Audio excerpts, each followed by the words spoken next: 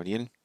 En esta primera presentación que tiene que ver con el tema de engranes, vamos a hablar de algunas láminas que tienen que ver con cómo acomodar transmisiones utilizando engranes, son como formas de organizarlo, no vamos a meterle todavía mucho a la parte de cálculo, es más como la organización y los tipos de engranes que hay usualmente en transmisiones. Lo usual en aplicaciones industriales es tratar de simplificar lo más posible la construcción y por ende reducir el costo de manufactura, el costo de operación, facilidad de mantenimiento. Entonces, lo que ustedes más comúnmente se van a encontrar son transmisiones como la que ustedes ven al lado derecho, que es una de dos trenes de engranes helicoidales, que tiene la ventaja que permite que el eje de entrada y el de salida son colineales, como pueden ver el eje que está pegado al engrane más pequeño delante no está unido al eje de salida que está pegado al engrane mayor más ancho que se ve en la imagen. Entonces ahí son dos trenes de engranes. El pequeño le pasa al primero mayor, al que es más angosto, y de ahí el eje va directo conectado al segundo engrane menor para llevarlo finalmente a la rueda más ancha de salida. Entonces, el hecho de que sean colineales ayuda a reducir su costo y es una transmisión relativamente compacta en comparación con que si uno utilizara, por ejemplo, únicamente dos engranes en lugar de cuatro. La rueda mayor sería bastante más grande, lo cual haría pues menos conveniente toda la transmisión y muy probablemente también más cara. La otra alternativa, que por lo general solo se ocupa si necesita hacer una transmisión muy compacta, es usar transmisiones planetarias, como la que ven ustedes en la imagen a la izquierda. Entonces, como son varios engranes, entre ellos se reparten la potencia, entonces ellos pueden ser cada uno más pequeño. La desventaja es que se ocupan, bueno, más engranes para una misma transmisión. En vehículos o en cajas de cambios, que sobre todo se usan en vehículos, pero no son exclusivas de eso. Normalmente la configuración que uno encuentra es la de ejes paralelos, en donde todos los engranes están permanentemente engranando, pero hay posibilidades de diferentes relaciones de transmisión. Por ejemplo, en esa imagen ustedes pueden ver engranes suficientes para 5 velocidades más una, más la reversa. Entonces, como pueden ver, son 5 parejas de engranes, todos ellos producirían, como tienen diferente número de dientes, producirían diferente relación de transmisión. Claro, lo otro que viene con esto es que en al menos uno de los dos ejes, los engranes no están permanentemente unidos al eje, sino que lo hacen a través de un cojinete, porque necesitamos ese grado de libertad. Están los cojinetes para apoyar los engranes en su bastidor, en su chasis, que son como los que ven en el eje de abajo, pero en el eje de abajo todos los engranes están sólidamente pegados al eje. Es en el de arriba en donde los engranes pueden rodar libremente respecto del eje, digamos, no le van a transmitir torque ni le van a recibir torque, a no ser que esté activado alguno de los perros de arrastre, o algún mecanismo de sincronización que selectivamente, o sea, cuando uno lo necesita, cuando uno lo requiere, embraga o sea mecánicamente une mediante otro juego de ruedas dentadas, que son esos dientes cuadrados grandotes que se ven montados sobre aros, que efectivamente unen el engrane que uno escoge ya en dirección torsional, en dirección del giro, con el eje. Entonces estos mecanismos de sincronización ya ensamblado, pues tendrían más o menos esta apariencia. Esa barra que ustedes ven arriba es la que mueve los tenedores, ellos son los que arrastran esos perros o esos sincronizadores para escoger los diferentes cambios o las diferentes velocidades, ¿verdad? Poder escoger qué engrane quiere uno embonar en ese momento para que haga la transmisión. Ese engrane pequeñito que se ve ahí como decir suelto, que no es parte de los dos ejes que tienen muchos engranes montados ahí, ese es el engrane loco, es el que corresponde en esta caja de cambios a la reversa, para que necesitamos ese engrane adicional para que ocurra el cambio del sentido de giro que se utiliza obviamente en el caso de vehículos. Entonces, el mecanismo que les comentaba es este. Entonces, como ustedes pueden ver, el sincronizador o ese perro de arrastre, como quieran llamarlo, vean que él sí le transmite torque, gracias a ese eje ranurado, sí le puede transmitir torque al eje.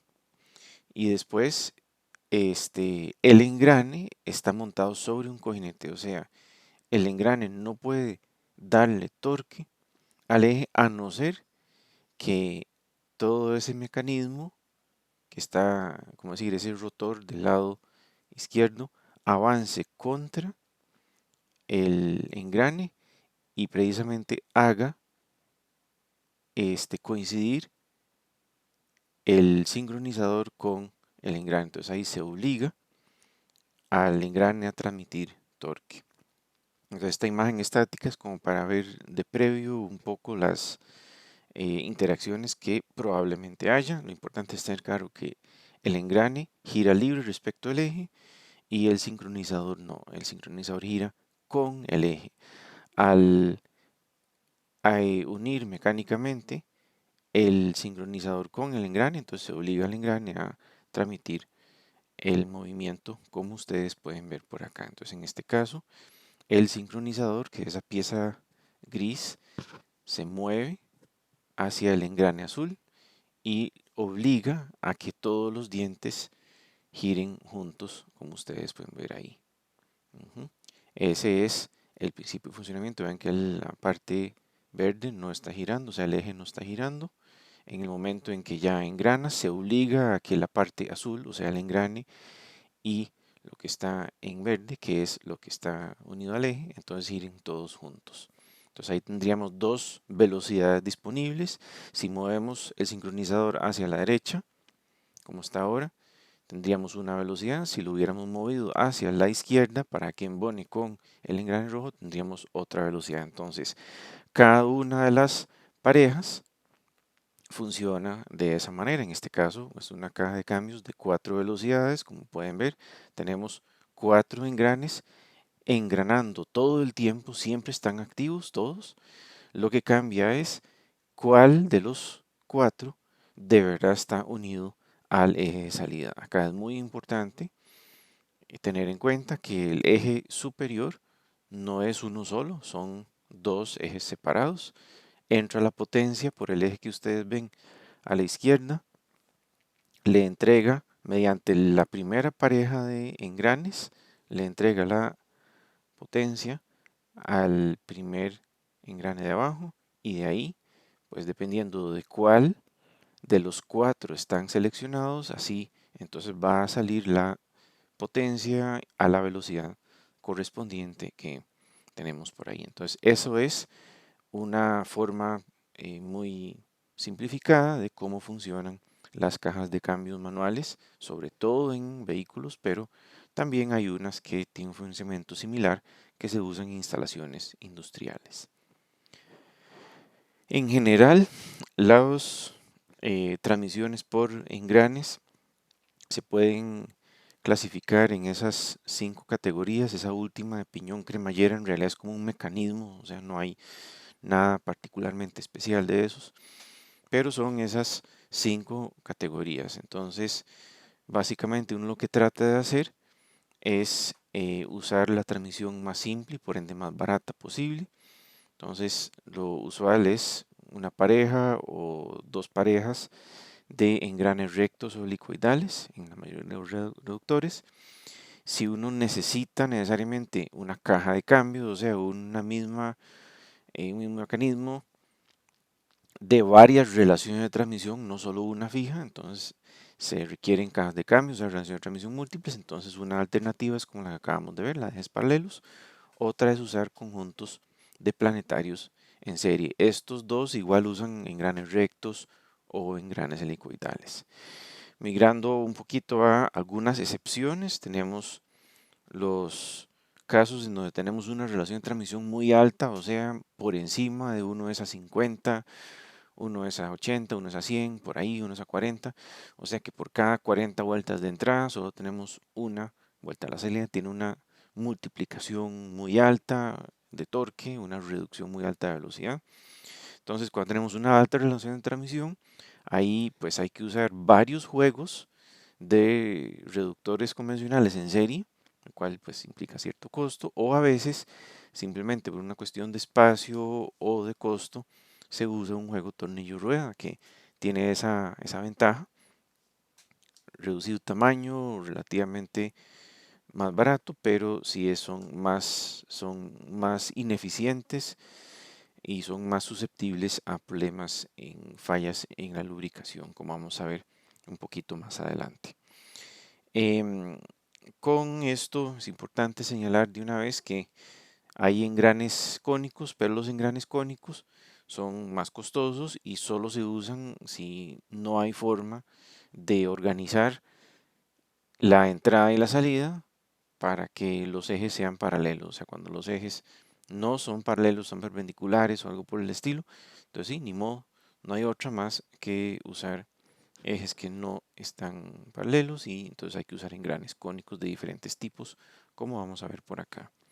Los engranes rectos de un tiempo para acá, digamos los últimos 30 años aproximadamente, se usan básicamente en aplicaciones que son muy pequeñitas, las cajas reductoras, instrumentos de medición, servomotores, este, o en casos en donde simplemente es mucho más barato fabricar el engrane recto con la precisión requerida, que ocurre sobre todo en el caso de las coronas planetarias como las que están en las dos imágenes de la derecha.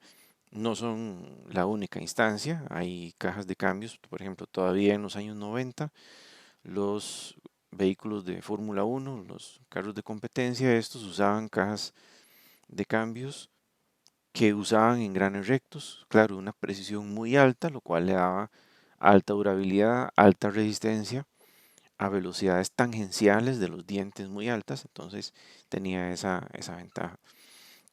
Pero lo usual es que uno encuentre más bien en transmisiones industriales engranes suficientemente grandes como para que valga la pena que sean industriales. Entonces, nuevamente aquí, repito, como teníamos antes, una transmisión industrial típica, entra la potencia por uno de los engranes, usualmente uno de los engranes menores, y se extrae por alguno de los engranes mayores. O sea, son dos trenes en serie.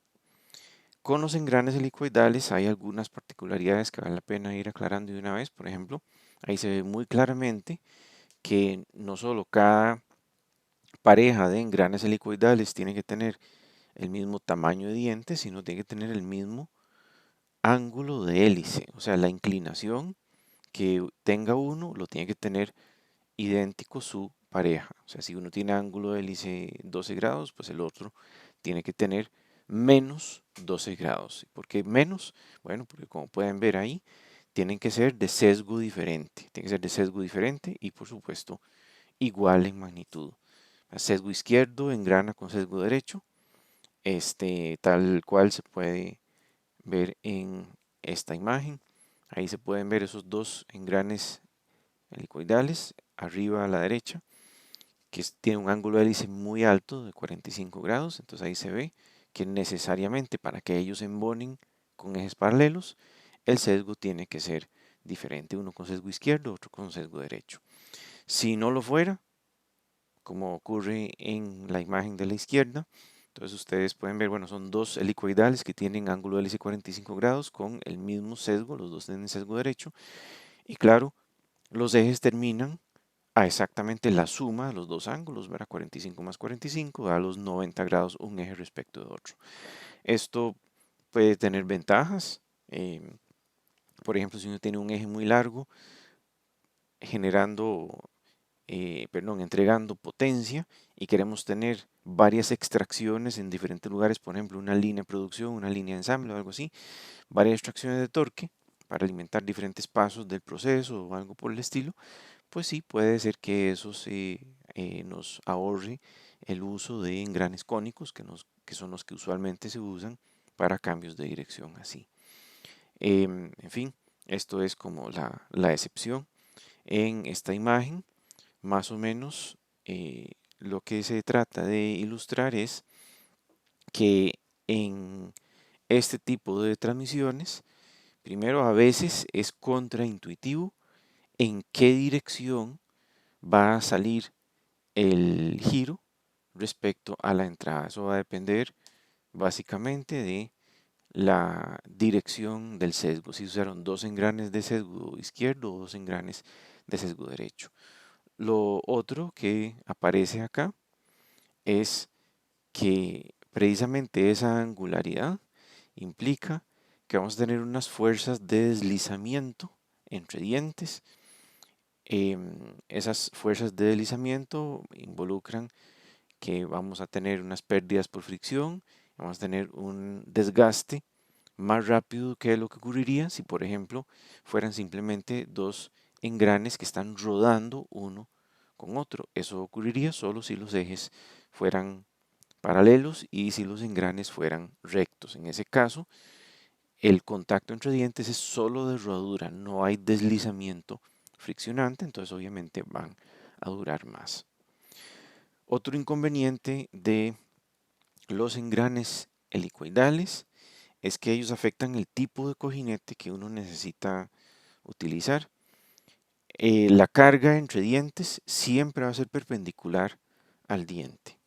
Entonces, en el caso de helicoidales, precisamente como la carga en el diente es perpendicular a ella, quiere decir que no solo vamos a tener una componente de carga radial al cojinete, sino también una carga axial, porque la carga va perpendicular al diente, entonces va a haber una componente de esa carga que va a tratar de correr el engrane a lo largo del eje, entonces el eje tiene que resistir eso y por ende el cojinete también. O sea, el cojinete hay que escogerlo no solo para que resista carga radial, que fijo va a estar ahí siempre, sino también una carga axial, lo cual va a volver el ensamble probablemente un poco más costoso o cuando menos un poco más grande o con más componentes.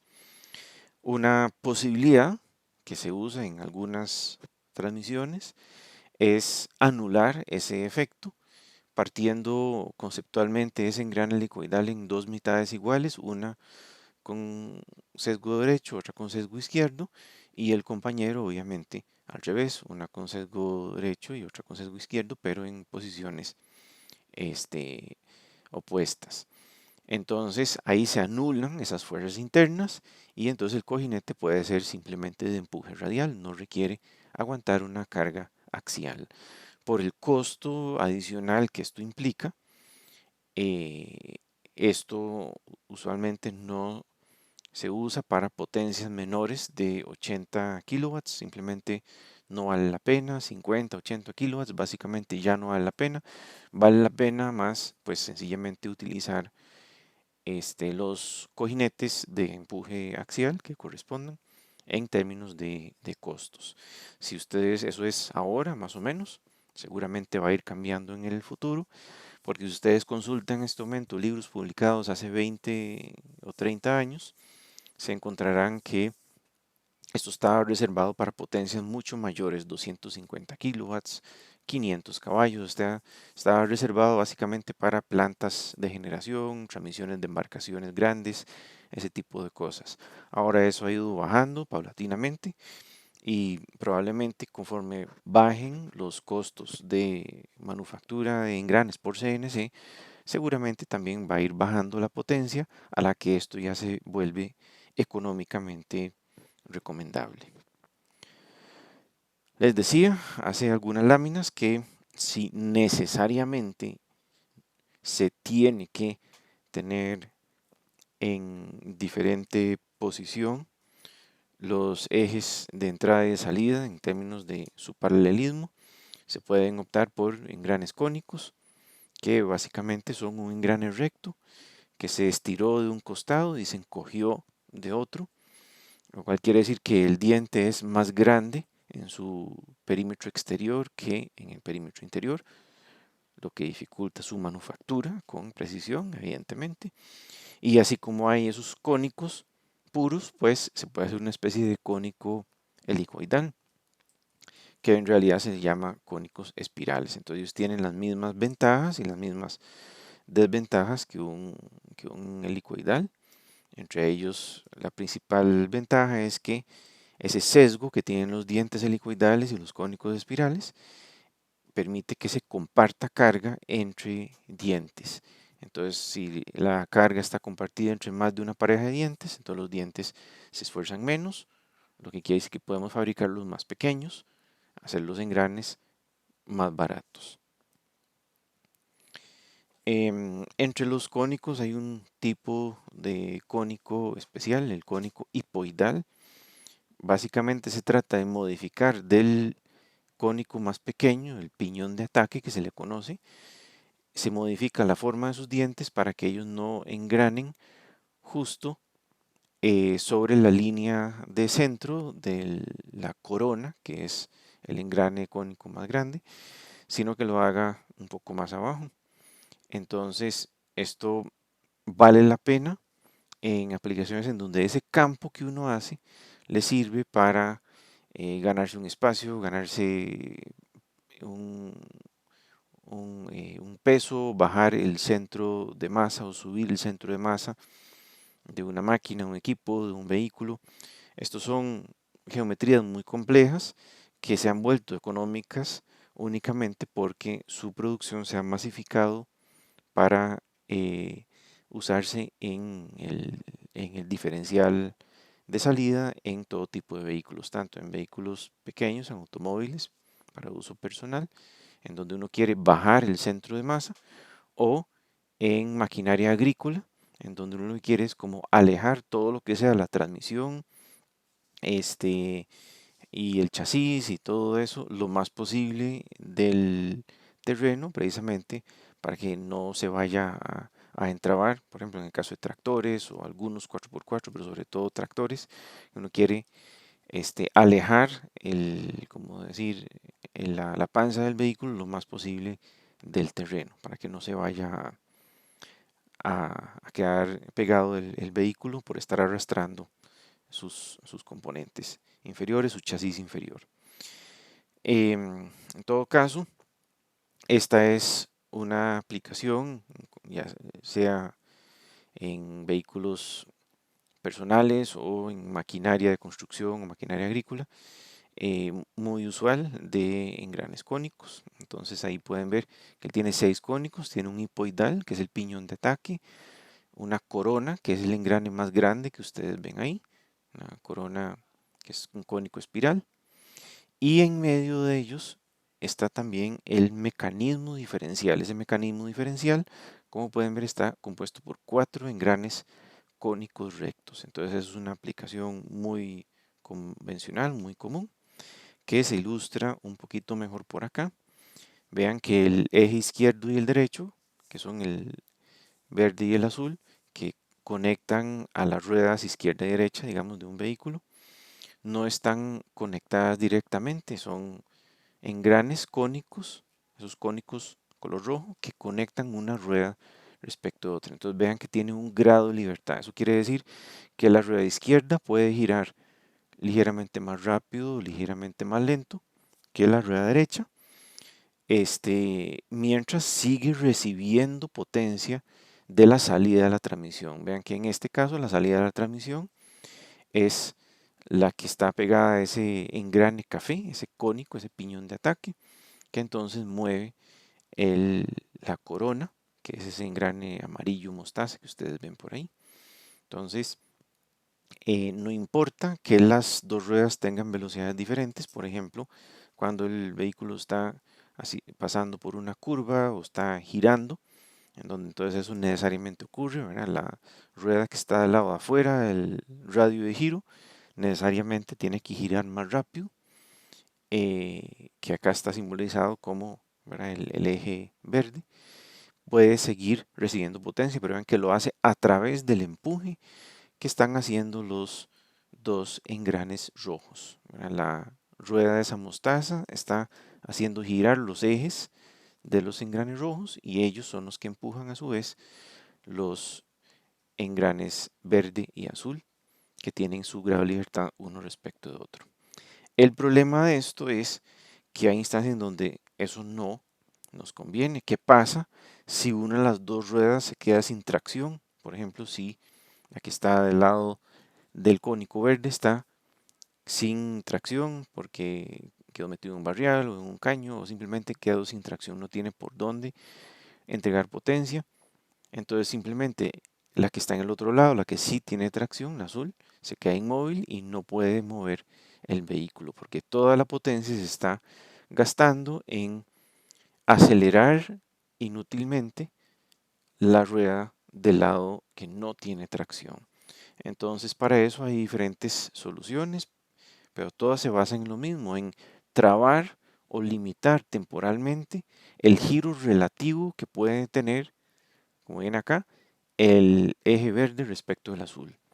Eso algunas veces es mecánico, como ustedes pueden ver acá, para que es un mecanismo, esa pieza roja, básicamente lo que está haciendo es trabando el cónico izquierdo respecto del cónico derecho, pero eso es temporal, eso es únicamente mientras uno sale de donde se quedó botado, donde se quedó trabado, donde perdió tracción. Entonces, en este caso es un mecanismo hidráulico que también podría ser un mecanismo neumático, ¿verdad?, que hace avanzar esa pieza que ahí está dibujada en rojo, ¿verdad?, que es la que frena un cónico contra otro, o sea, convirtiéndolo efectivamente como en un eje sólido y entonces no importa si tiene tracción o no, va a recibir toda la potencia de la corona que estaría pegada pues a todo ese bloque de color azul que ustedes pueden ver ahí. Eso es un diferencial con bloqueo. Hay algunos que no es un bloqueo mecánico como este, sino que es un bloqueo viscoso, donde básicamente hay un embrague mojado, o sea, que está nadando como en lubricante, que si la diferencia de velocidades es suficiente entre el eje izquierdo y el derecho, pues la acción viscosa tiende a frenar uno un poquito respecto de otro, o sea, repartir un poco mejor la potencia, el torque que se está entregando a la rueda que sí tiene tracción. Otra aproximación que igual depende de fricción es este otro mecanismo diferencial. Básicamente se sustituye ese montón de cónicos por ese grupo de engranes helicoidales que ustedes pueden ver por ahí, algunos engranes rectos. Entonces igual tiene el piñón de ataque y la corona, que son en la configuración convencional que ustedes ven ahí. Pero el mecanismo diferencial es todo eso que ustedes ven contenido en la foto de la izquierda, que son un montón de engranes rectos, básicamente 12 engranes rectos y 8 engranes helicoidales. Entonces, esos engranes helicoidales, como pueden ver, están colocados a 90 grados de los engranes helicoidales de salida que alimentan el eje izquierdo y el eje derecho del vehículo. Entonces, cuando esa acción de rotación se da, cuando un eje está girando mucho más rápido que el otro, vean que se activa todo ese mecanismo. Entonces están rotando y por ende con deslizamiento friccionante las parejas de engranes helicoidales, pero las amarillo con plateado en cada uno de estos casos. Entonces, donde ocurre ese deslizamiento, como es deslizamiento friccionante y el aceite, el lubricante de la transmisión es uno especial que tiene mejoradores de fricción, o sea, para que tienda a trabar en dirección del movimiento deslizante, que ese es el ATF, el aceite para transmisión automática, tiene mejoradores de fricción. logra esa acción como de frenado, o sea, trata precisamente de igualar un poquito el torque de salida del lado que está libre o que está perdiendo tracción respecto al que sí tiene tracción. Entonces, eso es el principio de operación de un diferencial torsen. Obviamente, esto no es algo que uno puede entender así de buenas a primeras con una explicación de 45 segundos, pero eso es más o menos el principio de funcionamiento. Les invito a que revisen otro material mucho mejor que este para entender en detalle cómo es que funciona. Por último están los juegos tornillo-rueda, como el que ustedes pueden ver en la imagen. Estos tienen una serie de ventajas, sobre todo que son muy compactas para una relación de transmisión alta. También la mayoría son autoblocantes, o sea, la potencia solo puede entrar por el tornillo y salir por la rueda, pero no al revés. Si uno trata de lograr eso, simplemente la fricción no lo deja. Entonces eso en ciertas aplicaciones puede ser una ventaja, no tener que tener un freno o no tener que mantener activo un servomotor o un motor de pasos para mantener quieto una salida. Y bueno, la otra ventaja es que está especialmente pensado para relaciones de transmisión muy altas, o sea, para 40, 50 vueltas del tornillo, la rueda apenas gira una vez y la multiplicación de torque es correspondiente.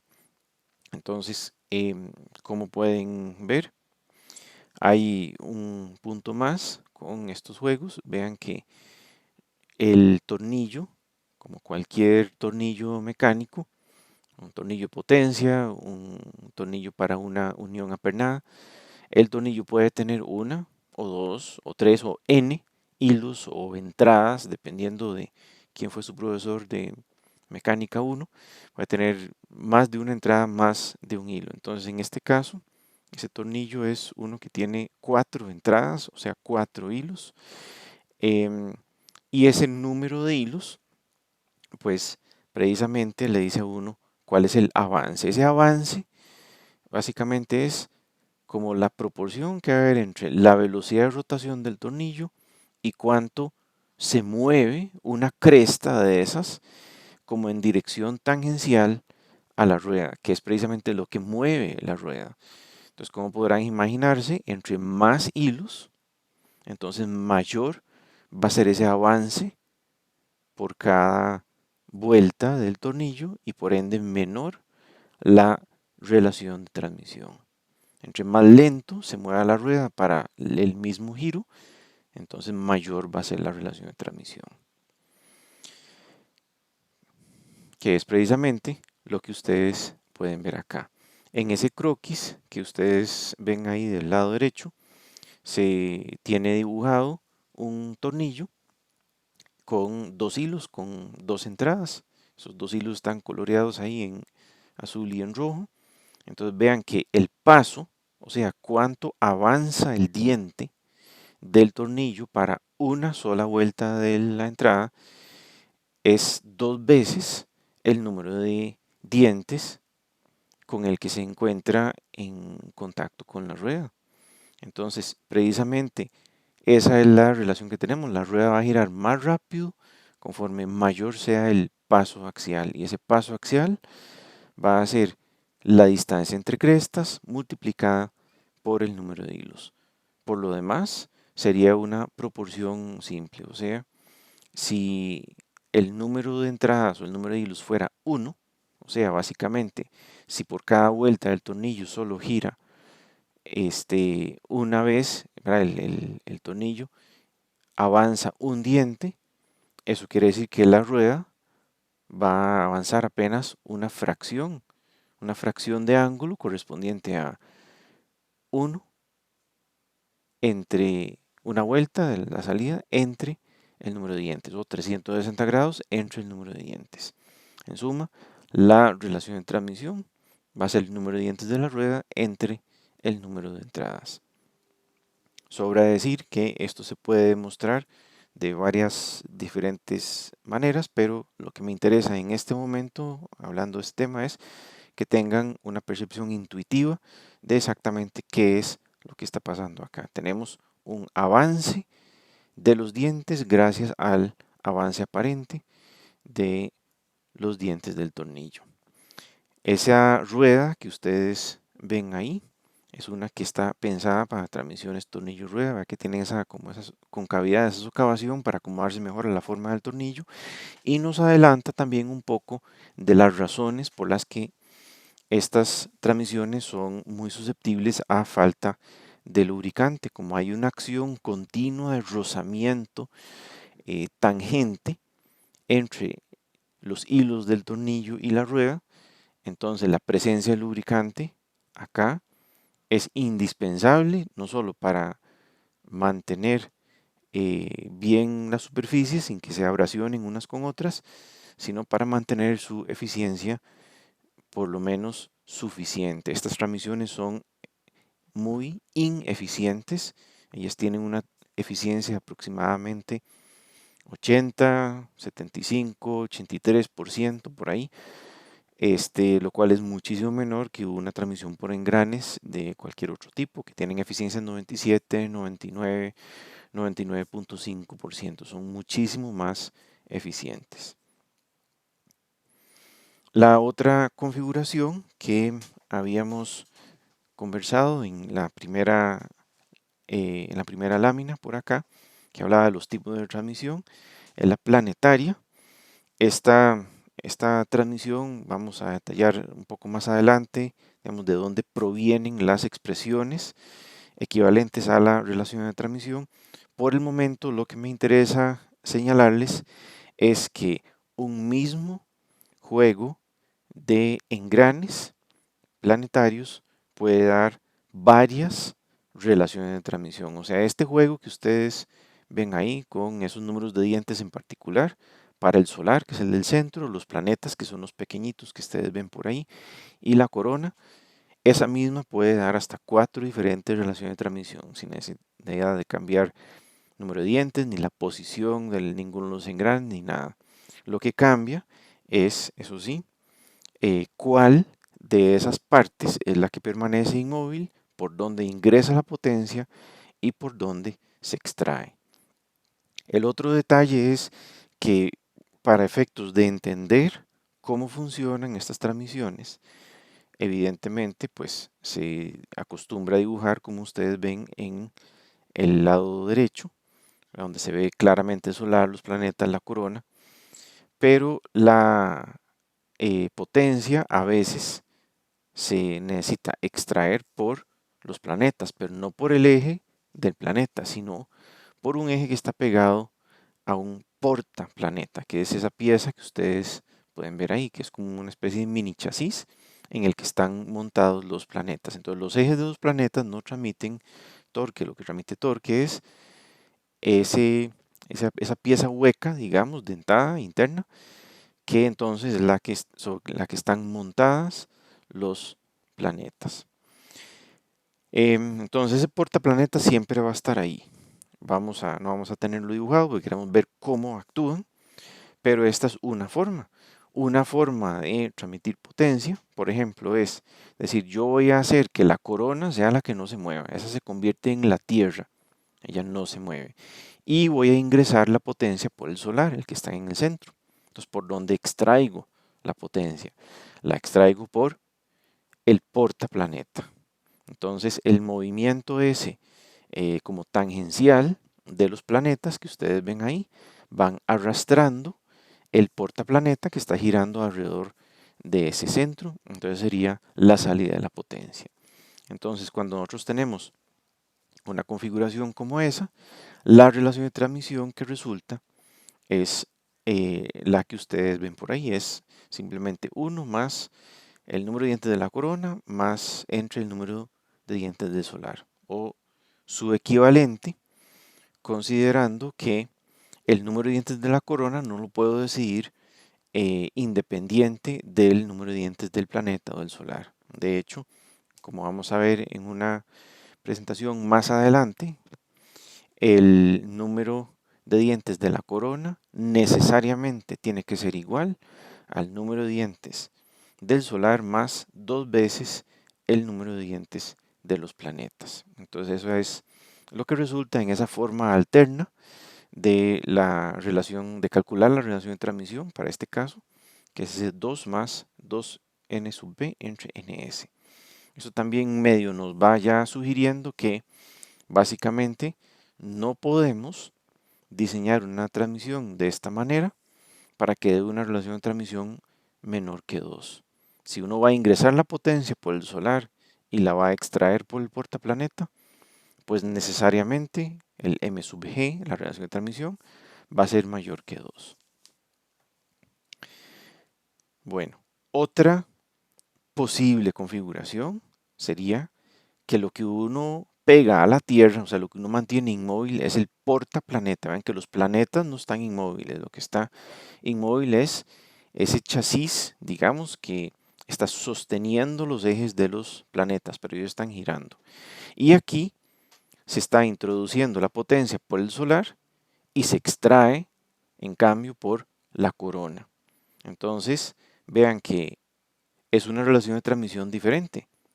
Y como pueden ver en la ecuación, es una relación de transmisión negativa. En otras palabras, es una configuración que le cambia la dirección de la rotación. La rotación de salida es contraria a la dirección de rotación de la entrada.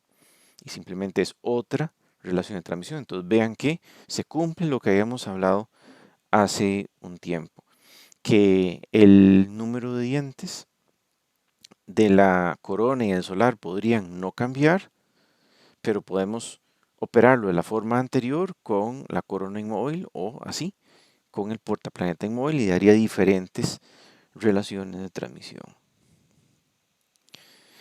Estas transmisiones tienen una particularidad de esa corona no usa dientes como uno tal vez se los imagine de entrada, como pueden ver por acá.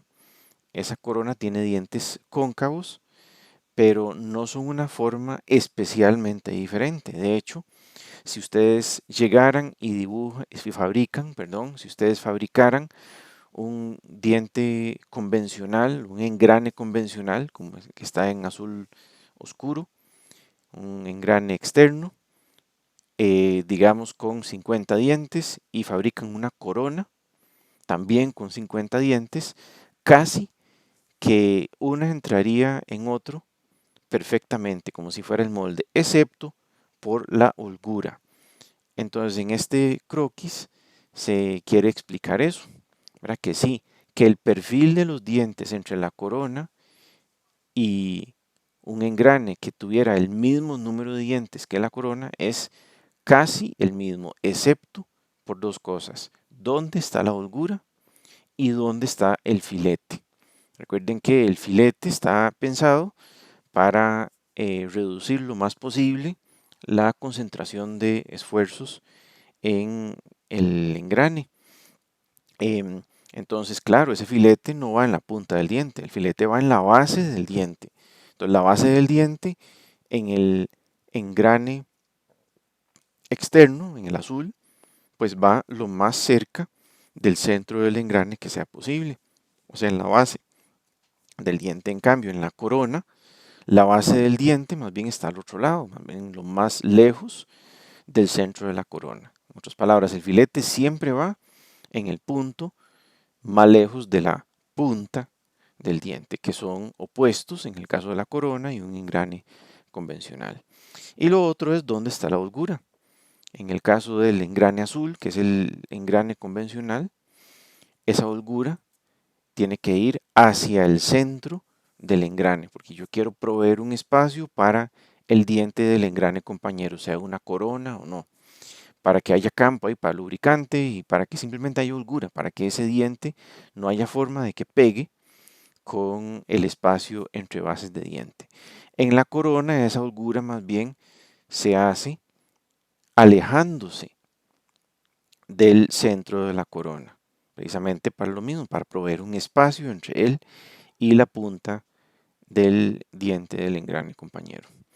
Los dos dientes siguen la misma curva envolvente. Ahí se ve en verde el círculo base, que es un círculo imaginario que simplemente la que dirige a dónde está y qué forma tiene la curva envolvente que genera el perfil del diente. Entonces vean que es exactamente el mismo perfil.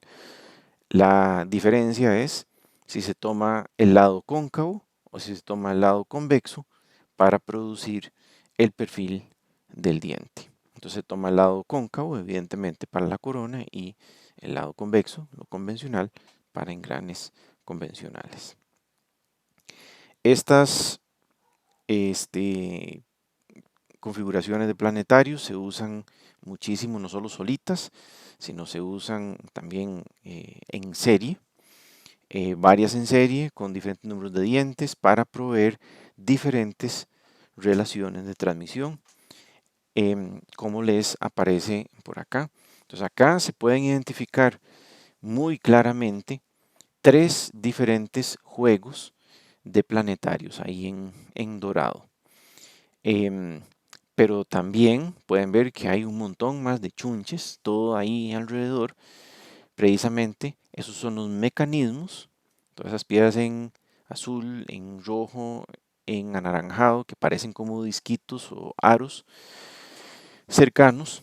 Todos ellos son los frenos, esos frenos se activan o se desactivan en la transmisión para poder seleccionar qué vamos a frenar, si vamos a frenar una corona, si vamos a frenar un portaplaneta, para lograr diferentes relaciones de transmisión. Entonces, por ejemplo, un juego de planetarios puede producir dos o tres diferentes relaciones de transmisión y otro juego de planetarios también unos dos o tres.